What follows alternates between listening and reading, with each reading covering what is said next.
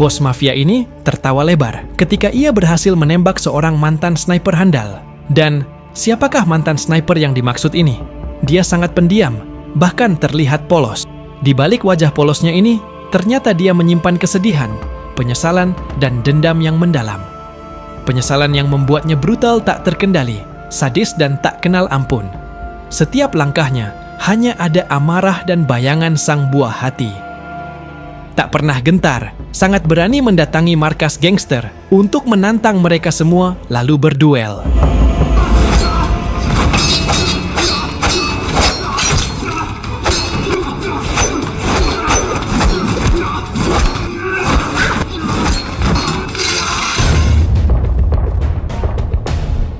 Di awal kisah, berlatar di kota Tianyuan, Cina pada tahun 2022. Tersiar di televisi, diberitakan kota tersebut sedang marak kasus penculikan anak yang belum terungkap, dan kasus ini masih diselidiki oleh pihak kepolisian setempat. Kemudian, cerita beralih di sebuah gedung terbengkalai yang ada di kota tersebut. Siang itu, terlihat sindikat penjual organ berhasil menculik beberapa anak kecil untuk dijagal. Para korban penculikan dikirim dengan mobil, kemudian akan disekap dalam gedung. Terpantau, para gangster yang berjaga merasa lapar, mereka lantas memesan pizza delivery untuk dimakan bersama.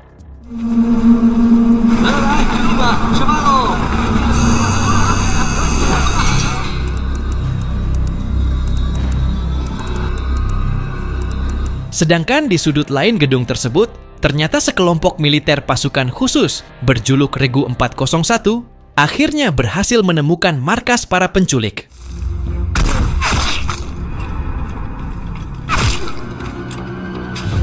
Terlihat sniper dari Regu 401 bernama Lin Yuan mengintai dari kejauhan untuk membackup rekannya yang hendak melakukan penyergapan.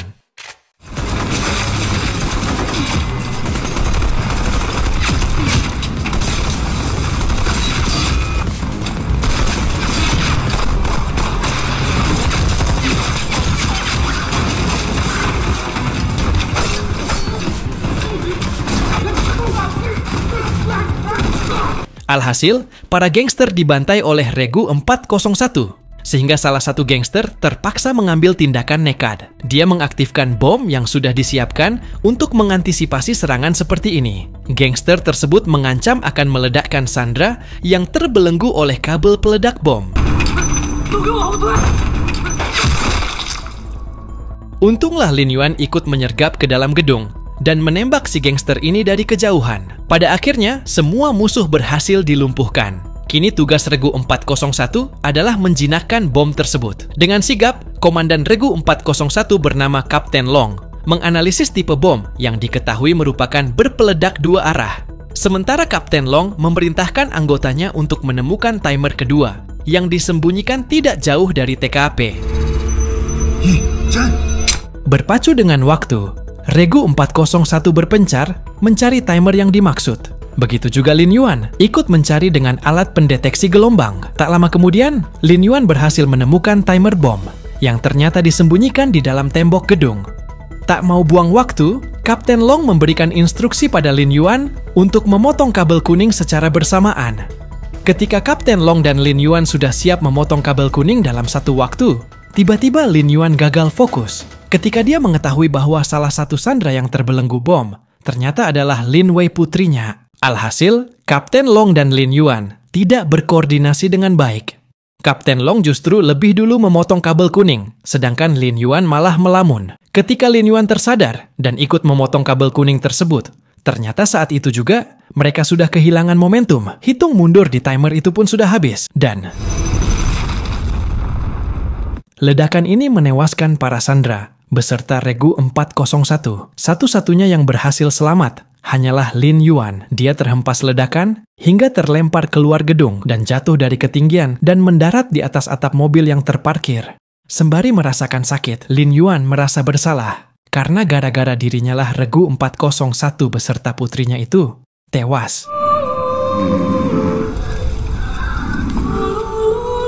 Singkatnya, 1 tahun telah berlalu. Sejak tragedi tersebut, Lin Yuan memutuskan pensiun dari kesatuannya. Kini Lin Yuan menyewa sebuah ruko dan alih profesi menjadi tukang reparasi jam tangan. Terlihat sore itu, tokonya kedatangan dua preman yang bermaksud menagih uang keamanan. Lin Yuan yang sedang sibuk mereparasi jam tangan kliennya, lantas menyuruh dua preman ini untuk mengambil sendiri uang di kotak penyimpanan. Tapi anehnya, dua preman itu merasa tidak puas karena uang yang ada di kotak tersebut hanya sedikit. Alhasil, salah satu preman berniat mengambil kotak lain yang merupakan kotak jam tangan. Niat hati Lin Yuan hendak mencegah si preman. Namun tiba-tiba datang anak tetangga bernama Xiao Yu. Dia memukul si preman dengan tongkat mainan Sun Gokong. Bocah ini memperingatkan para preman untuk bersikap sopan. Dan tak lama, alarm berbunyi, pertanda Lin Yuan harus pergi untuk mengantar jam tangan milik kliennya yang sudah selesai direparasi. Namun, karena dua preman ini tidak mau pergi, maka terpaksa Lin Yuan menghajar mereka.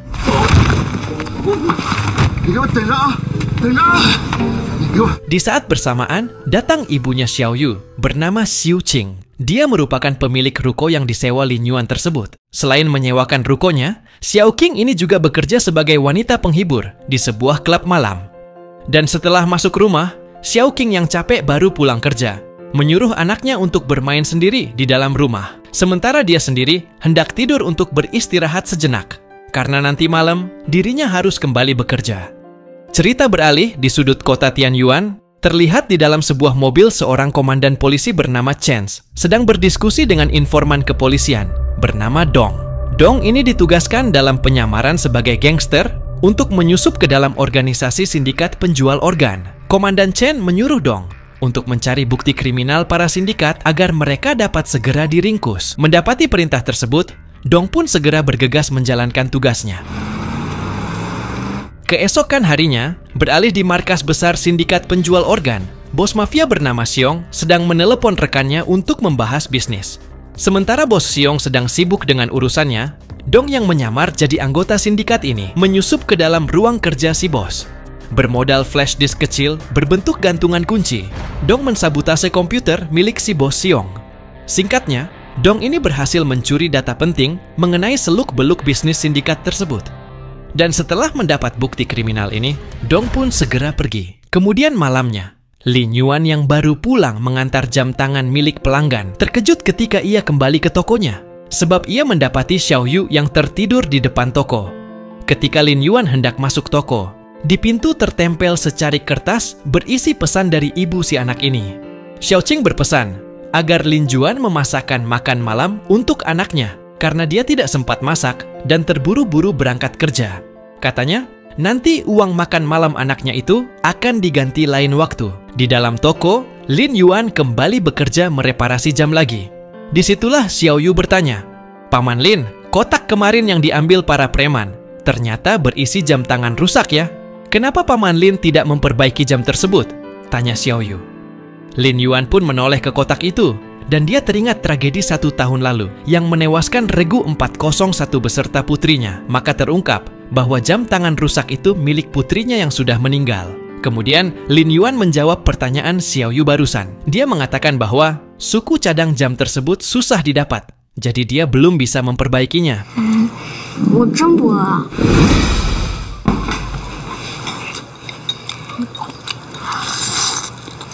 Cerita beralih di klub malam, tempat Xiao Qing bekerja. Di klub tersebut, Dong yang selesai dengan misinya justru mampir sebentar untuk berpesta. Tak lama, Songpa sang tangan kanan bos Xiong datang ke klub tersebut. Ternyata Songpa ini ditugaskan untuk menangkap Dong yang ketahuan telah mencuri data milik organisasi. Tentu saja Dong baru sadar jika aksinya tadi ketahuan. Meski kakinya sempat tertembak oleh Songpa yang mengejarnya di tengah keramaian, sembari tertatih Dong berinisiatif menyembunyikan flash disk miliknya ke dalam salah satu loker di sana sebelum akhirnya dia tertangkap oleh Songpa. Songpa membawa Dong ke tempat sepi untuk diinterogasi. Di sini Songpa baru tahu ternyata selama ini Dong adalah mata-mata kepolisian yang menyusup ke organisasi mereka. Lantas Dong dipaksa untuk menyerahkan flash disk berisi catatan kriminal organisasi Xiong Group. Namun Dong menolak, alhasil Songpa mengancam akan membantai keluarga Dong, termasuk anaknya yang masih kecil. Dengan terpaksa, Dong pun menyerah. Dia pun mengatakan di mana flash disk tersebut disembunyikan, yaitu di salah satu locker di klub tadi. Setelah mendapat info tersebut, Songpa pun menyuruh anak buahnya untuk menghabisi Dong. Kembali lagi di klub tadi, para wanita penghibur hendak pulang selesai kerja. Mereka menuju locker masing-masing untuk mengambil tas. Dan ternyata, locker tempat Dong menyimpan flash disknya adalah lokernya milik Xiaoqing. Cerita berlanjut di toko jam tangan. Xiaoyu ini diam-diam memperbaiki jam tangan rusak yang dibahas tadi saat Paman Lin sedang mencuci piring. Ketika Lin Yuan balik ke meja kerjanya, dia kaget melihat Xiaoyu lancang memperbaiki jam rusak milik putrinya tanpa izin. Sontak Lin Yuan yang emosi lantas mengusir Xiaoyu keluar toko. Kemudian, Lin Yuan langsung mengecek jam tangan putrinya, yang ternyata sudah hidup kembali, berkat diotak-atik oleh Xiaoyu tadi. Disitulah Lin Yuan meneteskan air mata, karena dia kembali teringat kenangan bersama putrinya. Dan Xiaoyu yang penasaran pun mengintip dari luar toko. Dia ikut senang mengetahui Paman Lin bisa tersenyum kembali. Cerita balik lagi pada Songpa. Mereka kembali ke klub tadi untuk menggeledah ruang locker. Namun sayangnya, flash disk yang mereka cari tidak ditemukan. Alhasil Songpa memerintahkan anak buahnya untuk melacak siapa pemilik locker yang dimaksud Dong ini. Tak lupa, Songpa juga menyuruh anak buahnya untuk menculik anaknya Dong untuk dijagal, karena dia begitu emosi. Lanjut esoknya di markas para sindikat, ketika Bos Xiong sedang menulis kaligrafi Cina. Tak lama, datang Songpa melapor bahwa dirinya belum berhasil menemukan flash disk milik Dong yang telah dia bunuh. Bos Xiong pun mencoba menahan emosi sebab ia sedang kedatangan tamu, yaitu Tuan Wang, bos gangster dari kubu sebelah. Inti kedatangan Tuan Wang ini karena dirinya tidak terima wilayah bisnisnya direbut oleh Songpa yang mengacau di sana. Menanggapi keluhan tersebut, Bos Xiong mencoba menjamu Tuan Wang dengan sopan, sembari mendiskusikan masalah ini dengan kepala dingin. 瞧你说这么多年，咱们两家，大哥，就有话直说嘛。 Namun ketika Tuan Wang lengah, disitulah Bos Xiong menghabisi Tuan Wang itu dengan pena kaligrafi. Tak hanya itu, mereka juga menghabisi para bodyguard Tuan Wang. Dan setelah masalah ini selesai, Bos Xiong memperingatkan Songpa agar cepat menemukan flash disk tersebut. Karena jika catatan kriminal organisasi mereka terungkap ke polisi, maka kita semua akan tamat. Cerita beralih di rumahnya Xiaoqing. Dia yang baru pulang kerja, sempat mengecek isi tasnya. Disitulah dia menemukan sebuah flash disk gantungan kunci yang dicari para gangster. Mengira ini hanyalah barang anaknya yang terselip. Alhasil, Xiaoqing meletakkan gantungan kunci tersebut ke tumpukan barang milik anaknya. Kemudian, dia keluar rumah untuk menemui anaknya yang sedang mengintip Paman Lin kerja. Sadar jika anaknya pasti lapar, Xiaoqing pun mengajaknya mencari makan. Xiaoyu yang lapar pun menjawab bahwa dirinya ingin makan pizza. Alhasil, ibunya menuruti permintaan anaknya tersebut dan mengajaknya pergi ke taman kota. Malamnya seperti biasa, Xiaoyu ini ditinggal ibunya kerja. Dia pun kembali tertidur di depan toko Paman Lin. Disitulah, Lin Yuan yang melihat Xiaoyu tertidur, datang menghampirinya dan duduk bersama. Di sini Xiaoyu terbangun dan bertanya pada Paman Lin, "Paman, siapakah pemilik jam tangan yang kemarin aku pegang itu?" Maka terpaksa Lin Yuan menjawab jujur, jika jam tangan tersebut milik putrinya yang sudah meninggal bernama Lin Wai. Mendengar Paman Lin yang akhirnya mau terbuka padanya, Xiaoyu pun ingin berbagi cerita. Dia mengatakan bahwa sejak lahir dirinya tidak tahu ayahnya siapa. Sebab ibunya menjelaskan bahwa Xiaoyu adalah anak haram hasil hubungan gelap dengan banyak orang. Mendengar cerita tersebut membuat Lin Yuan terharu. Dia pun mencoba menghibur anak ini, sembari mengucapkan terima kasih pada Xiaoyu karena kemarin telah memperbaiki jam tangan milik putrinya. Sebab sudah 1 tahun lamanya, jam tersebut tidak bisa diperbaiki, bahkan oleh Lin Yuan sendiri yang mahir sebagai teknisi jam tangan. Kini, keduanya semakin akrab. Kemudian, Xiaoyu menghadiahi Paman Lin sebuah hasil gambaran miliknya, yang terlukis seorang anak dan ayah sedang bergandengan tangan. Tanpa ragu, Lin Yuan pun merangkul Xiaoyu selayaknya anak sendiri. Hal tersebut membuat Xiao Yu merasakan hangatnya pelukan seorang ayah untuk pertama kalinya.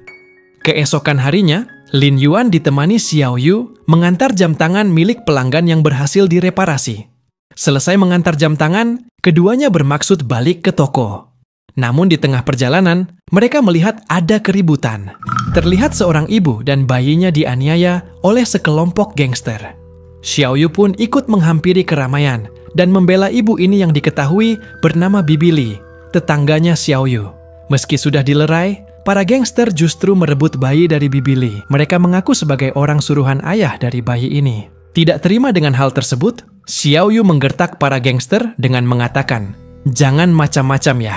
Ayahku adalah polisi. Kalian lihat pria yang sedang mengawasi dari kejauhan? Itu ayahku," sembari Xiao Yu menunjuk Paman Lin yang sedang memantau keramaian. Alhasil para gangster kabur berkat gertakan tersebut, tapi mereka tetap membawa bayi Bibi Li juga.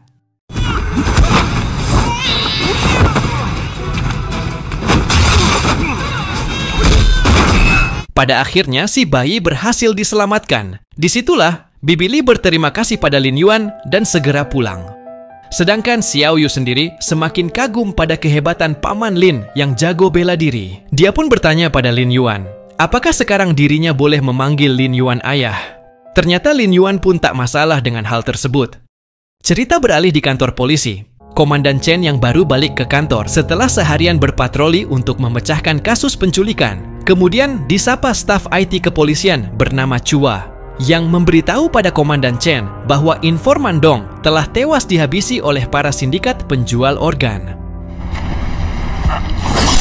Alhasil, Komandan Chen ikut berduka mendengar kabar kalau rekannya telah tewas dalam bertugas. Dia pun mencoba mencari cara untuk balas dendam pada para sindikat penjual organ tersebut. Kembali lagi ke toko jam tangan. Lin Yuan memasakkan Xiao Yu makanan. Hidangan tersaji dan keduanya lanjut makan bersama. Sembari makan, Xiao Yu menunjukkan sebuah poster iklan dari resto pizza yang baru buka di dekat taman kota. Katanya, di sana sedang banyak diskon. Jadi lain waktu Xiao Yu ingin mengajak Paman Lin makan pizza bersama. Dan ketika Xiao Yu hendak mengambil air minum di dapur, tak sengaja dia menjatuhkan tas miliknya, sehingga barang-barangnya berhamburan di lantai. Segera, Lin Yuan ikut membantu membereskan kekacauan ini. Namun disitulah dia terkejut melihat jam tangan servisan milik pelanggannya berada di dalam tas milik Xiao Yu itu. Disitulah Lin Yuan baru tahu jika selama ini Xiao Yu suka mencuri. Dengan tegas, Lin Yuan lalu mengusir Xiao Yu dari tokonya karena dia merasa kecewa. Setelah mengusir Xiao Yu pergi, Lin Yuan masih melihat ada paper bag milik bocah itu tertinggal. Segera dia pun bermaksud mengembalikannya dengan mengejar Xiao Yu yang belum begitu jauh. Sedangkan Xiao Yu sendiri sedih diusir Paman Lin. Dia menuju taman kota dan melihat banyak anak kecil punya keluarga lengkap yang membuatnya iri. Sementara di sudut taman itu, tepatnya di restoran pizza yang baru buka. Di sana Songpa nongkrong santai. Tak lama kemudian, dia dihampiri anak buahnya yang mengabarkan bahwa keberadaan flash disk milik si Dong sudah terlacak. Dia mengatakan bahwa kemungkinan pemilik loker di klub malam kemarin adalah wanita penghibur bernama Xiao Qin. Sembari si anak buah ini menunjukkan foto Xiao Qin bersama anaknya, yang tak lain adalah Xiao Yu. Tak sengaja, Songpa yang sedang melihati foto itu melihat sosok anak kecil mirip dengan bocah yang ada di foto tersebut sedang bermain di taman itu. Di sini Songpa berniat membuntuti Xiao Yu, kira-kira pulang kemana dia. Kemudian, tak lama Lin Yuan menyusul Xiao Yu di taman tersebut. Ketika dia hendak menghampiri Xiao Yu, Lin Yuan melihat bocah ini sedang bermain bersama teman-temannya. Xiao Yu mengatakan pada temannya, jika mereka mau memberinya mainan, maka besok Xiao Yu akan mentraktir mereka pizza. Disitulah Lin Yuan tahu jika Xiao Yu yang diusir tadi belum berubah. Xiao Yu masihlah anak pembohong yang suka mencuri. Alhasil, Lin Yuan kecewa. Dia pergi sembari meletakkan paper bag milik Xiao Yu di kursi taman itu. Tentu saja, Xiao Yu yang mengetahui jika Paman Lin menyusulnya, segera ia mengembalikan mainan milik temannya itu dan mengambil paper bag miliknya yang tergeletak di kursi taman tersebut. Setelahnya, dia menyusul Paman Lin balik ke toko jam tangan. Di depan toko, Xiao Yu berteriak sembari menangis. Dia mengatakan pada Paman Lin agar jangan membencinya, karena di dunia ini dia begitu kesepian. Xiao Yu menjelaskan alasannya kenapa dia suka mencuri, karena dirinya tidak pernah punya uang jajan. Sedangkan kebiasaannya berbohong karena dia ingin diperhatikan oleh orang lain. Lantas Xiao Yu yang selesai menjelaskan duduk perkaranya pada Paman Lin, segera melempar paper bag miliknya ke hadapan Paman Lin sebelum pergi dari sana. Pada akhirnya, Lin Yuan baru tahu alasan sebenarnya Xiao Yu suka mencuri dan berbohong. Ternyata begitu menyedihkan. Dia pun merapikan isi paper bag milik Xiao Yu yang berserakan, dan salah satu isinya adalah sebuah flash disk berbentuk gantungan kunci yang selama ini dicari para gangster. Beralih di kantor polisi, seorang ibu berlari masuk ke dalam kantor sembari menangis. Dia melaporkan bahwa anaknya telah hilang seharian ini. Alhasil, Komandan Chen jadi curiga.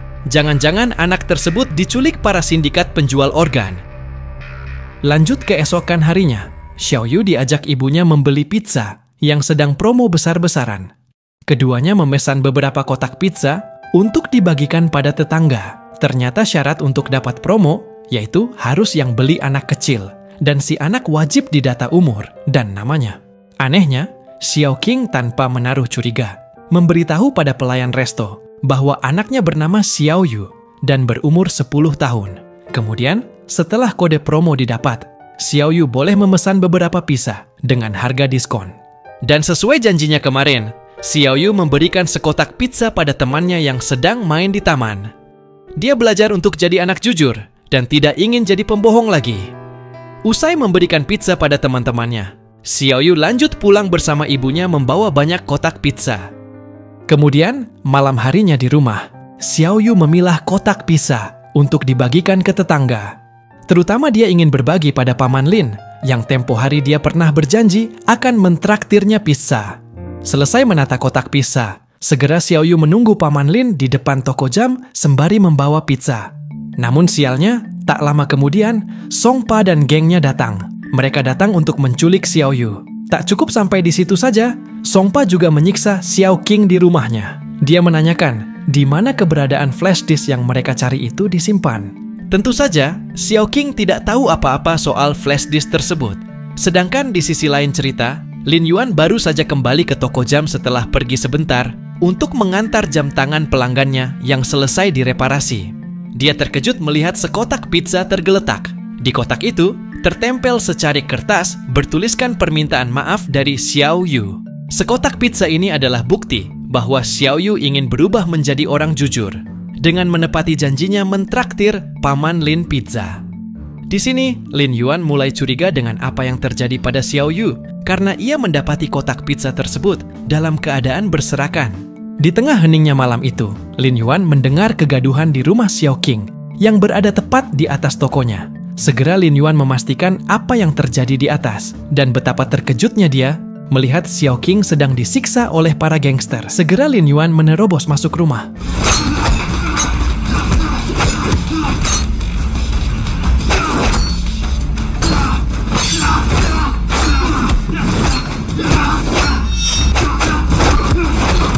Namun karena flash disk yang mereka cari tidak ditemukan, Song Pa pun mengajak Feng untuk pergi saja sebelum polisi datang.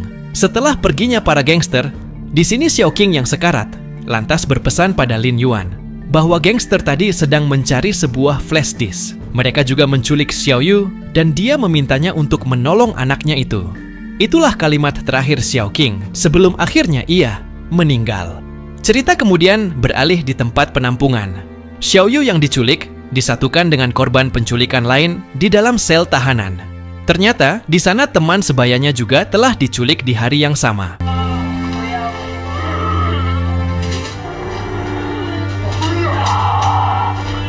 Kembali lagi ke toko jam tangan. Pihak polisi akhirnya datang untuk olah TKP atas kasus pembunuhan Xiao Qing.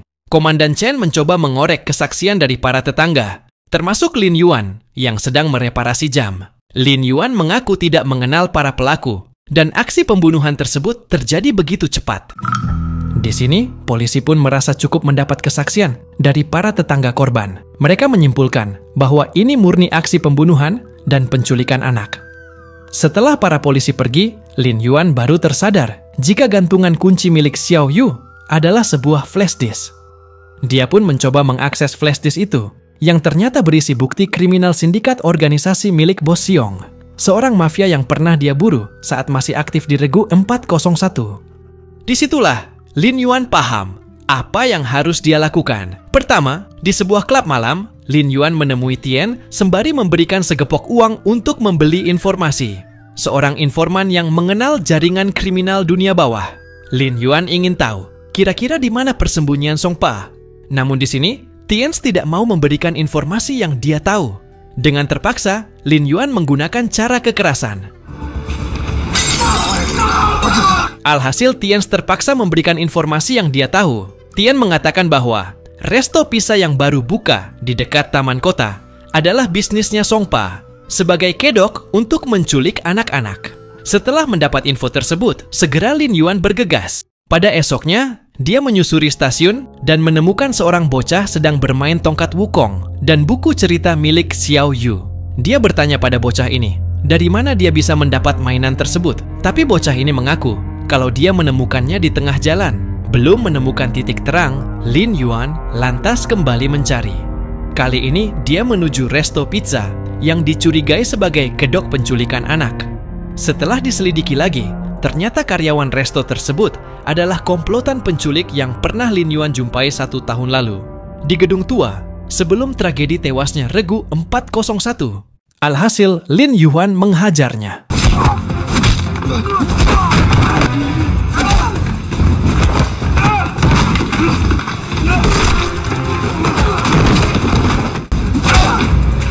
Kemudian, dia bertanya, di mana kalian membawa anak-anak yang kalian culik itu? Tukang pizza ini menjawab, anak-anak akan dibawa ke luar kota menggunakan kereta hari ini. Cerita beralih di tempat penampungan. Sebelum dibawa pergi, para anak korban penculikan disuntik obat penenang sebelum lanjut dibawa ke stasiun kereta. Sampai di stasiun, para rombongan anak-anak ini lolos pemeriksaan petugas dan dibolehkan masuk gerbong tanpa dicurigai. Tak lama kereta pun berangkat. Lin Yuan berhasil naik ke gerbong dan menyaksikan keanehan.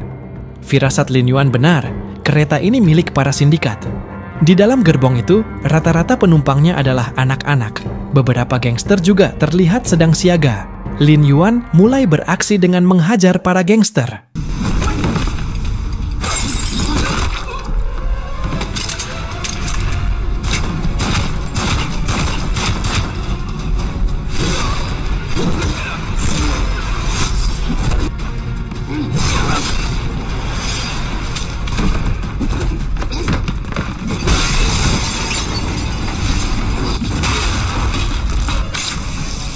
Usai menghabisi para gangster, Lin Yuan membawa anak-anak tadi pergi ke kantor polisi terdekat.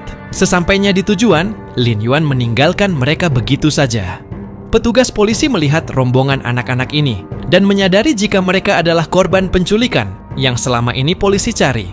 Alhasil para polisi kaget. Bagaimana bisa mereka meloloskan diri dari cengkeraman para penculik? Dia pun bertanya pada anak-anak, apa mereka mengenali paman yang ada di foto tersebut? Maka serentak anak-anak menjawab bahwa mereka mengenalnya dan dialah yang menyelamatkan mereka. Saat itu, Lin Yuan sendiri lanjut mengintai para sindikat. Dia pura-pura nongkrong di taman kota sambil ngopi. Disitulah Lin Yuan menyaksikan beberapa anak jalanan diculik oleh para gangster. Di sini, Lin Yuan sengaja membiarkan aksi penculikan tersebut guna membuntuti para gangster dan mencari tahu di mana markas mereka. Kembali di kantor polisi, mereka lanjut menggelar rapat darurat setelah mendata anak-anak tadi. Komandan Chen memimpin rapat dan mengungkapkan hasil investigasinya. Dijelaskan bahwa para penculik merupakan sindikat penjual organ, berjuluk Xiong Group yang diketuai oleh Bos Xiong. Salah satu orang kepercayaan Bos Xiong adalah pria bernama Song Pa. Cerita beralih di tempat penjagalan, bermodal sepucuk pistol. Lin Yuan nekat menguntit sampai di markas musuh. Di tempat itu dia menyaksikan beberapa gangster hendak menjagal anak-anak untuk diambil organnya. Dengan sigap, Lin Yuan menyusup ke ruang bedah dan menghabisi si penjagal.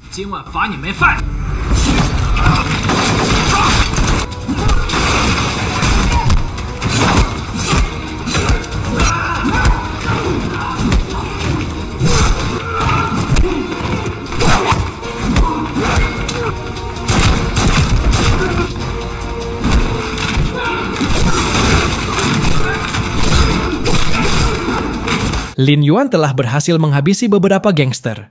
Dan kini tersisa Song Pa dan bodyguardnya Feng. Tentu saja untuk meringkus Song Pa, maka Lin Yuan harus melawan Feng lebih dulu. Song!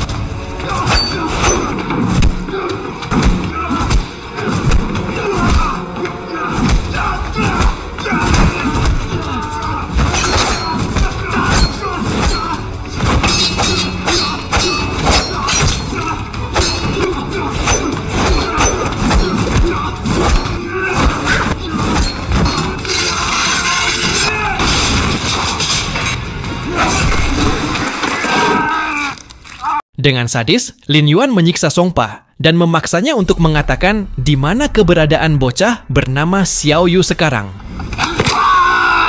Setelah tangannya dipatahkan oleh Lin Yuan, Song Pa baru mau jujur bahwa bocah tersebut sudah dibawa ke markasnya Bo Xiong untuk dijadikan tawanan. Dan tak lama, ponsel Song Pa berdering. Segera Lin Yuan merebut ponselnya untuk menjawab panggilan tersebut. Di sini Bo Xiong heran, bagaimana bisa seorang tukang reparasi jam mengacak-ngacak bisnisnya. Dia pun mengancam Lin Yuan jika ingin bocah bernama Xiao Yu selamat, maka kembalikan dulu flash disk yang selama ini dia cari. Lantas Lin Yuan yang kesal melampiaskan emosinya dengan membunuh Song Pa.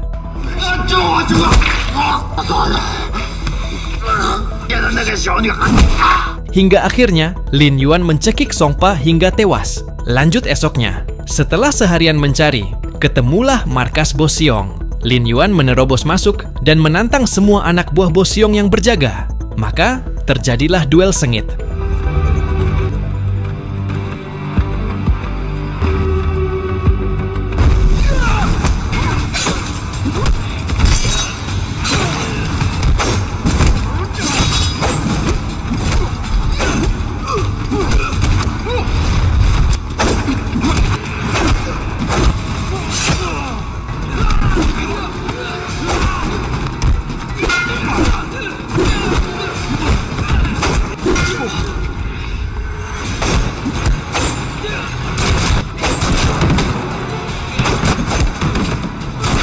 Lin Yuan berhasil membantai para gangster, dan dia lanjut pergi ke atap gedung untuk menemui Bo Xiong.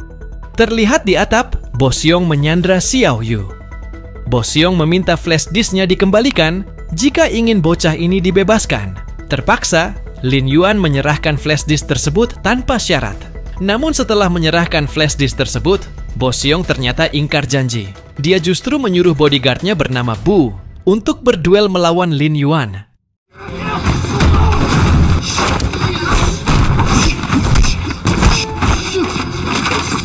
Tentu saja, Lin Yuan yang sudah kecapean setelah melawan banyak orang, kewalahan meladeni bodyguard Bu yang badannya besar. Tak lama kemudian, polisi datang menggerebek markas Bo Xiong yang sudah ditandai oleh aparat sebagai dalang atas kasus penculikan selama ini. Bo Xiong segera bergegas kabur bersama dua anak buahnya. Lantas Komandan Chen melerai duel Lin Yuan. Dia pun menyuruh Lin Yuan untuk mengejar Bo Xiong, sedangkan si bodyguard ini akan diatasi Komandan Chen. Bo Xiong dan dua anak buahnya lanjut kabur mengendarai speedboat sembari menyandra Xiao Yu. Segera Lin Yuan mencuri speedboat untuk mengejar. Dalam pengejaran dua anak buah Bo Xiong itu, Lin Yuan berhasil menghabisi mereka dengan senapan dari kejauhan meski sempat terjadi baku tembak sengit. Di sini, Lin Yuan berhasil menembak mesin speedboat yang dikendarai oleh Bo Xiong hingga dia terpaksa menepi di tepian sungai. Namun dia terlambat, Xiao Yu sudah ditodong pistol oleh Bo Xiong. Sambil terus menodongkan pistolnya, Bo Xiong menyuruh Lin Yuan untuk menjatuhkan senapannya. Demi keselamatan Xiao Yu, Lin Yuan terpaksa membuang senapannya. Dan itu sebuah kesalahan besar. Lagi-lagi, Bo Xiong licik dan menembak kaki serta tangan Lin Yuan. Si bos bangsat ini pun tertawa dan membuatnya lengah.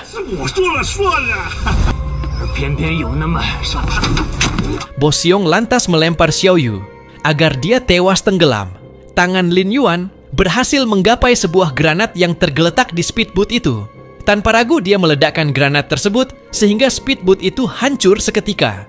Tak lama kemudian, tim polisi datang menyusul dan melihat ada speedboat sudah hangus terbakar. Mereka pun menelusuri TKP sekitar dan tiba-tiba muncul Lin Yuan dari dalam air membawa Xiao Yu yang tenggelam.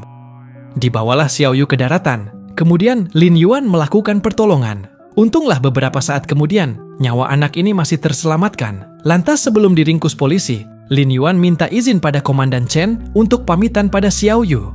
Di sini Lin Yuan memberitahu pada Xiao Yu jika ibunya sudah meninggal. Sebelum berpisah, Xiao Yu berjanji pada Paman Lin untuk jadi anak yang baik dan tidak akan berbohong lagi serta mencuri. Sembari menangis, Xiao Yu memohon agar Paman Lin tidak pergi meninggalkannya sendiri. Namun mau bagaimana lagi? Dalam aksi penyelamatan Xiao Yu barusan, memaksa Paman Lin membunuh lagi, dan dia harus mempertanggungjawabkan perbuatannya itu di hadapan hukum. Pesan Paman Lin sebelum dipenjara, jadilah kuat nak, seperti rumput, meski dicabut atau dipotong, akan selalu tumbuh sampai kapanpun. Pada akhirnya, Lin Yuan diringkus polisi atas aksinya barusan. Kemudian, Lin Yuan berpesan pada Komandan Chen agar menitipkan Xiao Yu ke panti asuhan. Dan cerita pun berakhir.